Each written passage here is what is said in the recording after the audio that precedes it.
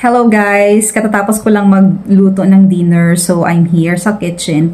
So, I'm gonna have the summary of the Book of Daniel. Natutuwa ako kasi, alam mo yun, na-excite ako kung ano yung susunod na chapter and verses. Kasi, para talaga siyang kwento. Because, di ba, alam niyo naman na si Daniel ay isang prophet.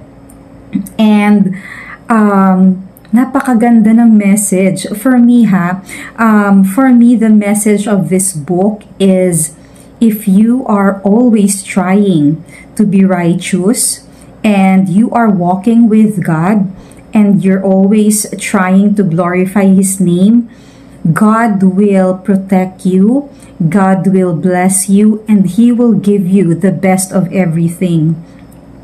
And si Daniel yon. Isa si Daniel sa mga taong super na kinalulugan ni God. And siguro you are familiar with Shadrach, Meshach, and Abednego. Diba ito yung pinaka-famous na kwento sa Book of Daniel. So sila yung tatlong Jews na hindi nag-worship dun sa golden idol na King Nebuchadnezzar built. So, sabi nung king na yon, kapag may mga tao na hindi nag-worship doon sa idol na yon, ay itatapon niya sa furnace. Malaking furnace na nakasya yung mga tao, yung size ng tao.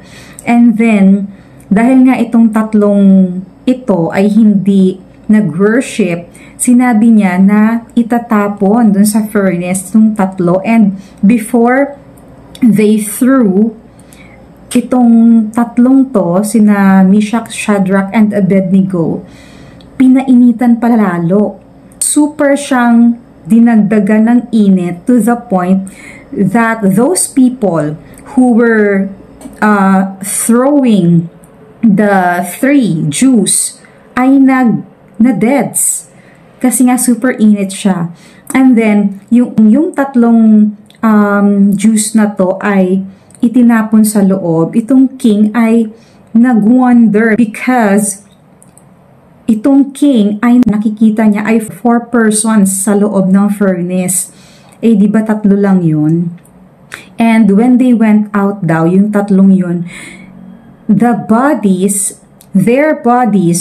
were unscathed. And kahit yung mga garments, yung clothes nila ay hindi nasira, hindi nasunog. And then, one of the remarkable happenings na mention dito sa book na to is yung may nag-appear na words sa wall na nakalagay is mene mene tekel upharsin. And yung king nung time na yon, hindi na siya mapakali and he really wanted to know what's the meaning of those words. Tapos hinanap niya yung mga matatalinong tao. And then si Daniel yung nakapag-interpret nung words na yun, ang ibig sabihin ay yung mene mene, parang your kingdom is about to end. Tapos yung tekel is you are weighed and you're not enough. Tapos yung upharsin, your kingdom will be divided and it will be given to the Medes and the Persians. Yun. So before the king found Daniel, sinabi niya na kung sino man yung makakapag-interpret ng words na yun ay magiging third in command sa kingdom.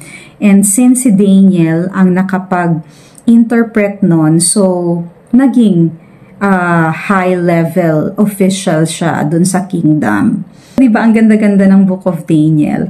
And isa pa, ito pa pala, because Daniel, diba, he was a prophet, and the best thing or the most famous thing about Daniel is yung tinapon siya sa den ng mga lions Pero yung mga lions na yun ay hindi siya kinain. Because of course, God protected him.